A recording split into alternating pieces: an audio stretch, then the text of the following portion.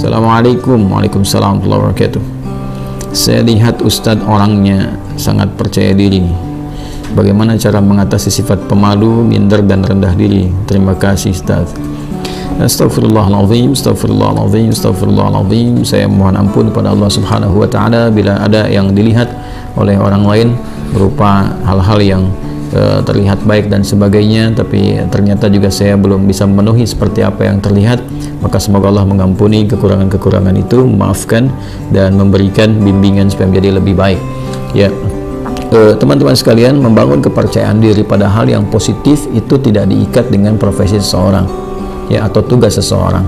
Ya, kepercayaan diri itu tidak melekat kepada seorang ustadz saja, kiai saja, ya, seorang habib misalnya, seorang guru. Tidak, tapi semua kalangan sepanjang mengerjakan nilai kebaikan mesti membangun kepercayaan diri yang kokoh pada dirinya untuk komitmen mengerjakan kebaikan itu, sehingga melahirkan motivasi kuat untuk melakukannya, mengerjakannya siapapun dan apapun yang ia kerjakan.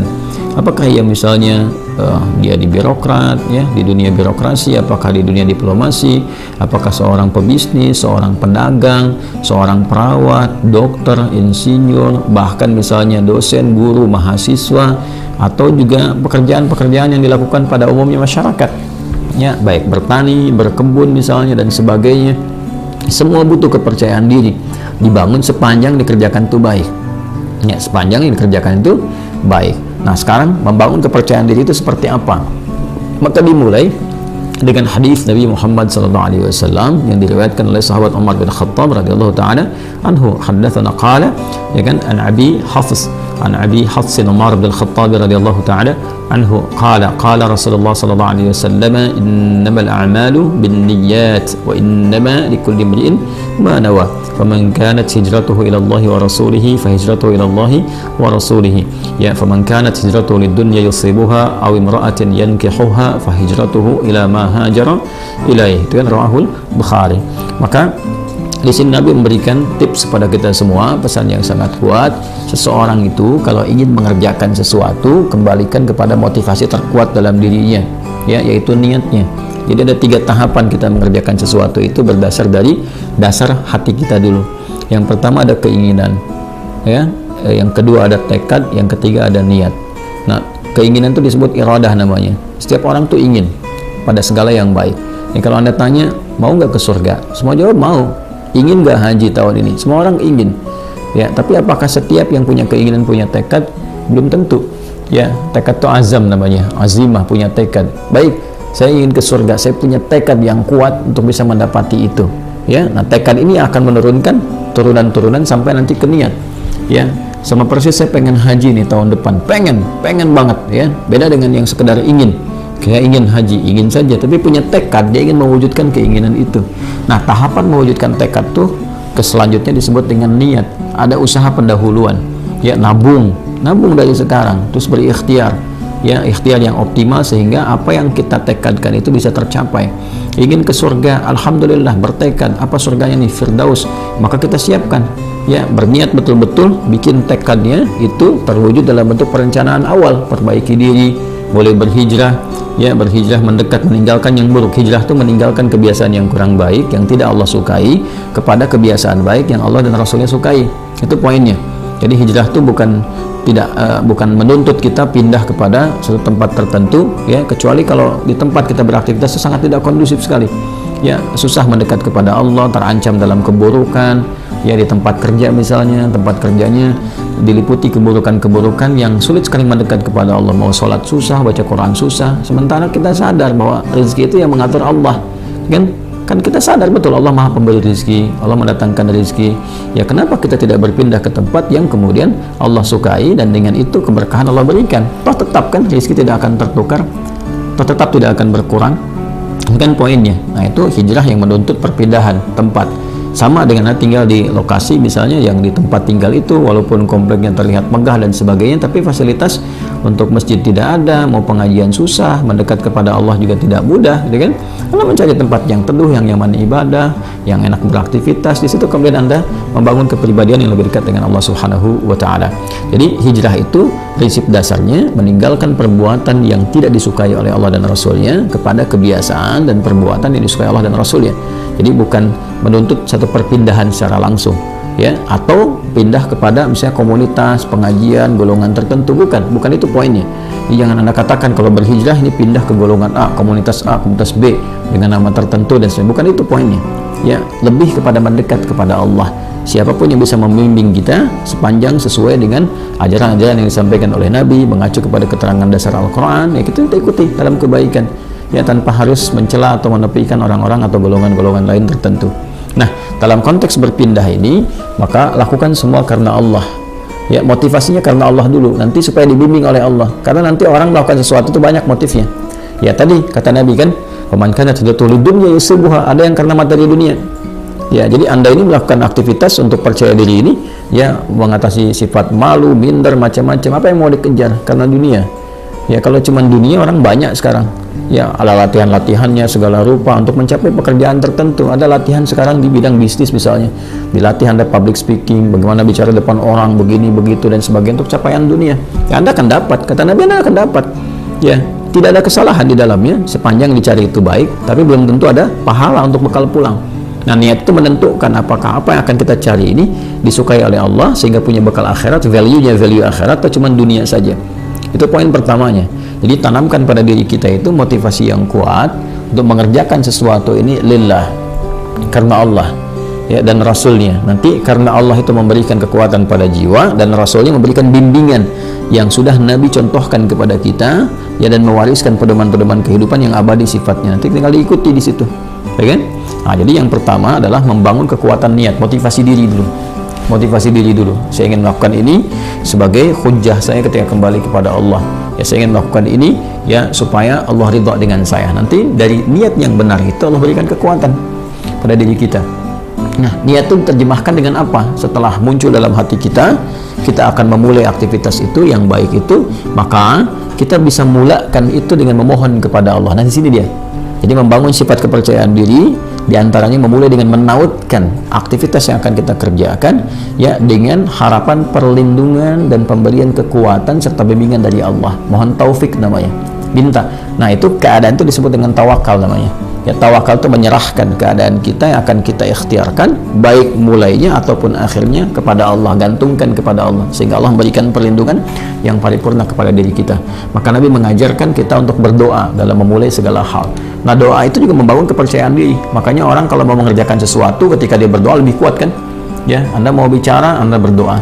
Dan diajarkan kan di Quran, di surat Thaha itu, bagaimana seorang Musa alaihissalam dibantu sekretarisnya Nabi Harun alaihissalam, ya, dua-duanya datang kepada Fir'aun untuk berdakwah, menyampaikan kebaikan, membangun kepercayaan dirinya bagaimana? Kan berdoa dulu, ya kan? Setelah dia berniat baik, menjadikan semua urusan karena Allah, dibimbing oleh Allah tuh, ya, bimbingannya indah sekali.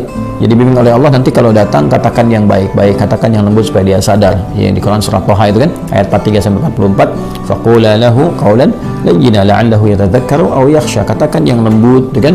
Katakan yang halus, tutur kata yang baik, yang elok, dengan retorika yang benar, kan? Sampaikan aja. Nah, mudah-mudahan dengan itu nanti, ya, ada kelembutan pada hati dia, sehingga dia merasa takut kepada Allah dan memperbaiki diri. Nanti Allah bimbing, berikan kekuatan. Makanya nanti ayat-ayat berikutnya itu memberikan kepercayaan diri yang kuat kepada Musa. Ketika tawakal itu ada, lalu dibimbing doanya, Rabbi shrahli sadri wa yassirli amri wahlul 'uqdatam min lisani yafqahu qawli. Lalu kemudian Allah menegaskan, jangan takut Musa, ya, aku akan membersamai kamu, ya kan? Nah, kamu akan dibekali begini, begitu, dan sebagainya. Ini isyarat Quran yang sangat dalam. Tautkan aktivitas kita kepada Allah Subhanahu wa taala, lalu bacakan doa. Kalau di sini terkait dengan bagaimana supaya tampil bisa bicara dan sebagainya, doanya juga ada sendiri. Seperti tadi diajarkan di Quran, Rabbi shrahli sadri wa yassirli amri wahlul 'uqdatam min lisani yafqahu qawli. Nanti untuk belajar supaya pede nih, ya, jangan sampai pesimis, waduh saingannya berat nih, waduh ini bisa nggak lulus ujian. Percaya diri, yang dituntut ikhtiar kok. Nanti Allah yang mengatur Anda masuk di kampus mana, di sekolah mana yang terbaik untuk masa depan kita. Kadang-kadang harapan kita ke A, tapi kata Allah jangan ke situ, kamu ke B aja, karena kamu nanti bakatnya akan dibutuhkan di bidang ini. Bisa terjadi. harapan masuk A tiba-tiba masuk B, dan semua kampus bisa mendapatkan bagian-bagiannya gitu ya. Nah, maka di sini penting kita ikuti. Doa-doanya banyak ya. Rabbi zidni ilma warzuqni fahma, Allahumma faqihni fid din wa 'allimni ta'wil, sesuai dengan bidangnya masing-masing. Kalau belum tahu doanya, ucapkan apa? Ucapkan seperti Nabi bimbing dalam hadisnya. Ya, qala Rasulullah sallallahu alaihi wasallam, kullu amrin dhi balin la yubda'u fihi bi bismillahirrahmanirrahim fa huwa abtar. Maka mulai dengan bismillahirrahmanirrahim. Perbuatan baik itu niatkan ya. Dalam diri kita kuatkan, ucapkan bismillahirrahmanirrahim. Anda mau kerjakan apa nih? Mau pidato? Bismillahirrahmanirrahim. Nah, ba itu nanti ada 14 makna. Di antara makna ba di situ nanti ada sebabiyah. Ya, dengan sebab aku akan mengerjakan ini, aku tautkan karena Allah. Ghayahnya, ghayah lillah, karena Allah Subhanahu wa ta'ala. Maka mohonkan kebaikan kepada Allah. Minta kebaikan.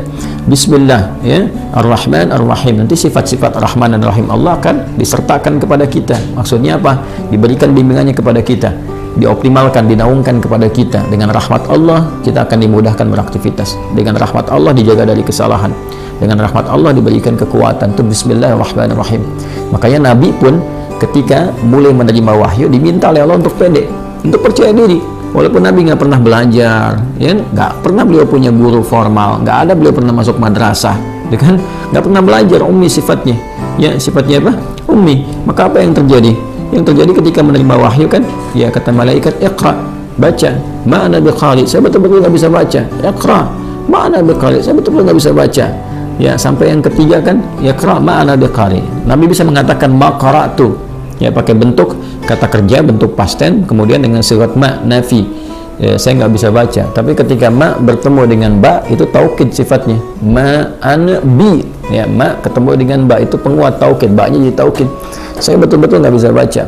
Maka apa yang diturunkan oleh Allah Subhanahu wa taala untuk membangun kepercayaan diri beliau? Iqra bismi rabbikal ladzi khalaq. Muhammad SAW niatkan baca itu, ya, baca untuk mengikuti bacaan yang dibimbing oleh siapa? Oleh hamba yang Allah utus, ya, dan dengan kuasa Allah yang membuat, menjadikan sesuatu aja begitu mudah. Yang mencipta kamu aja begitu mudah, yang mencipta manusia aja begitu mudah, apalagi menjadikan kamu terbimbing untuk bisa mengikuti bacaan, lebih mudah lagi. Maka lakukan karena Allah. Allah kan kuasa atas segala hal.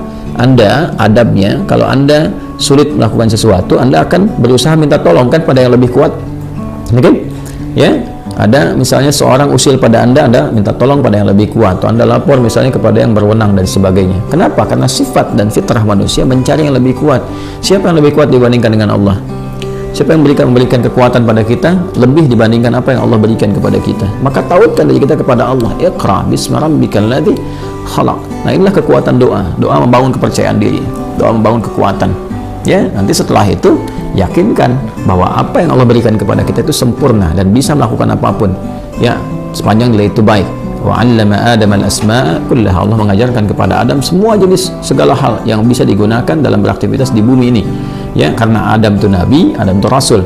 Nabi bukan rasul, maaf. Adam itu nabi walaupun beliau bukan rasul.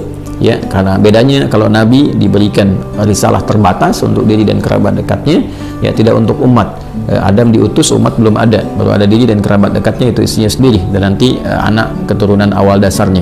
Maka dipilih oleh Allah di Quran misalnya surah ke-3 Ali Imran ayat ke-33. Innallaha astafa Adam. Nanti baru ketika ada umat komunitas, nanti risalah diberikan membimbing umat menjadi rasul, yaitu Nuh alaihissalam. Makanya nanti innallaha astafa Adam wa Nuha, ya, wa ala Ibrahim wa ala Imran ala alamin. Dan ketika Allah kemudian memberikan sifat pengajaran, ada fitrah kenabian. Fitrah kenabian itu diajarkan secara langsung, semua diajarkan, segala hal yang terkait dengan kebutuhan membangun risalah di muka bumi ini. Jadi nabi, rasul diajarkan, semua diajarkan. Nah, tapi mereka manusia. Kita manusia, kita bukan nabi, kita bukan rasul. Kita manusia, kita bukan nabi, kita bukan rasul. Maka sifatnya potensi ditanamkan pada diri kita. Jadi di dalam diri kita ini potensinya banyak sekali bakatnya. Ya, dan kita harus yakin, percaya diri, bakat apapun yang dibutuhkan untuk memberikan maslahat pada kehidupan kita di bumi ini bisa dicapai. Jadi di sini ini ada kemampuan dalam diri kita ini. Ya, untuk menjadi ahli fisika kah, kimia kah, matematika, ya dalam saat yang bersamaan ahli Quran, ahli hadis, mau bicara apapun. Coba lihat manusia tuh, lidahnya Masya Allah, diajarin bahasa ini bisa, bahasa Inggris bisa, bahasa Arab bisa, bahasa Cina bisa, ya macam-macam tuh. Itu dari lidah, dari bahasa aja. Coba lihat bagaimana Allah memberikan kemampuan pada kita dengan memori yang sangat luar biasa untuk bisa mengingat dan hafal benda-benda. Anda itu luar biasa. Coba kalau Anda mau kumpulkan benda-benda di lingkungan Anda aja, Anda bisa ingat tuh. Ya, benda-benda lingkungan kita bisa kita sebutkan 1, 2, 3. Berapa banyak memori kita, kapasitasnya. Artinya kita ini makhluk yang sangat unik, makhluk yang sangat istimewa. Laqad khalaqnal insana fi ahsani taqwim. Quran surah 95 ayat keempat itu. Allah bersumpah dengan 3 risalah. Risalahnya Nabi Isa alaihissalam, Nabi Musa alaihissalam, Nabi Muhammad sallallahu alaihi wasallam. Ya. Wattini wazzaitun, dengan Nabi Isa alaihissalam, watturi sinin, Nabi Musa alaihissalam, hadzal baladil amin, ya Nabi Muhammad sallallahu alaihi wasallam. Laqad khalaqnal insana fi ahsani taqwim, dan pakai lam dan qad, pakai taukid dan tahqiq untuk menunjukkan kesempurnaan secara fisik aja udah sempurna tuh penciptaan manusia. Fisiknya sempurna, akalnya sempurna, potensinya sempurna. Tinggal kita membangun kepercayaan diri bahwa dengan kesempurnaan ini kita bisa mencapai itu. Kita bisa percaya pada diri kita dan tauhidkan kepercayaan itu kepada Allah Subhanahu wa taala. Maka itu diantara cara yang terbaik. Kemudian setelah itu ikhtiar dan belajar secara bertahap. Ya la tarakabunna tabaqan an tabaq, step by step. Barangkali di sini nanti akan ditemukan beberapa kekurangan yang Allah tampakkan untuk diperbaiki. Jadi kalau salah wajar, namanya baru belajar. Ya kalau sudah pintar ya wajar kalau nggak salah lagi. Kan kita baru belajar nih. Belajar bicara ada salah wajar. Ya saya saja bisa salah. Ya dan pasti salah karena manusia kan sifatnya. Tadi barusan kan salah. Ya salah, ada slip of tongue misalnya, ketidaksengajaan, atau bahkan pikiran lebih cepat duluan, lisan baru bisa mengikuti, mungkin terjadi. Ya atau memang betul-betul salah dan harus dikoreksi. Ya tidak ada yang sempurna. Karena itu disebut dengan insan, kata Ibnu Abbas radhiyallahu taala anhuma, yang dikutip kemudian oleh Ibnu Mandzur dalam kitabnya Lisanul Arab, summiyal insanu insanan minan nisyan. Ya disebutkan insan itu ya dari kata nisyan. Nisyan itu lupa. Ya, manusia itu akarnya insan seakar dengan nisyan, yaitu lupa. Li'annahu 'indama 'uhida ilaihi fanasiya. Karena ketika dia punya komitmen kadang dia lupa. Dia punya komitmen dengan Allah untuk menyembah, dia lupa nggak nyembah Allah. Dia punya komitmen berbuat baik, dia lupa nggak berbuat baik. Ya, makanya kalau ada orang berdusta, sebetulnya dia tahu dusta itu salah, cuman saat berdusta dia lupa. Ya, dia tahu korupsi itu salah, cuman saat korupsi dia lupa. Ya, makanya lupa itu seringkali disandingkan dengan salah. Ya, nasiya itu lupa, nasitu saya lupa, nasina ya kita lupa, akhta'a itu salah, akhta' itu saya salah, akhta'na kita salah. Rabbana la tu'akhidna in nasina aw akhta'na. Ya Allah, mohon jangan hukum kami kalau kami pernah lupa dan dari lupa itu jadi salah. Itu di Al-Baqarah ayat 286. Jadi nasiya itu lupa, nanti turunannya insan disebutkan setidaknya 65 kali kurang lebih dalam Al-Quran. Nah, kadang repotnya makanan kita nasi. Nasi, banyak makan nasi, banyak lupa.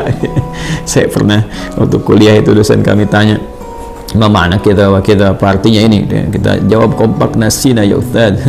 Kami lupa. Maka Ustaz kami respon, akaltum nasi katsiran fanasitum. Kalian banyak makan nasi maka kalian lupa. Nah, itulah di antara langkah-langkah awal membangun kepercayaan diri, memotivasi, menguatkan niat, memohon kepada Allah bimbingan, kemudian mendekatkan diri kita kepada Allah dengan berdoa sesuai dengan objek aktivitas yang akan kita kerjakan, atau setidaknya mengucapkan Bismillahirrahmanirrahim sebelum memulai aktivitas. Setelah itu yakin pada diri kita ada potensi untuk melakukan itu, lalu belajar dari kekurangan, kesalahan. Kalaupun ada salah, jangan langsung divonis saya nggak bisa. Tidak, bukan begitu caranya. Tapi Allah menampakkan itu supaya diperbaiki dan jadi lebih baik untuk ke depan. Setelah itu nikmati hasilnya. Ya, ikuti, nikmati, dan bangun tawakal hasilnya kepada Allah. Fa idza faraghta fansab wa ila rabbika farghab. Kalau sudah selesai, tata lagi dan hasilnya tujukan kepada Allah, tawakal bagaimana Allah memberikan yang terbaik kepada kita. Wallahu taala a'lam bissawab.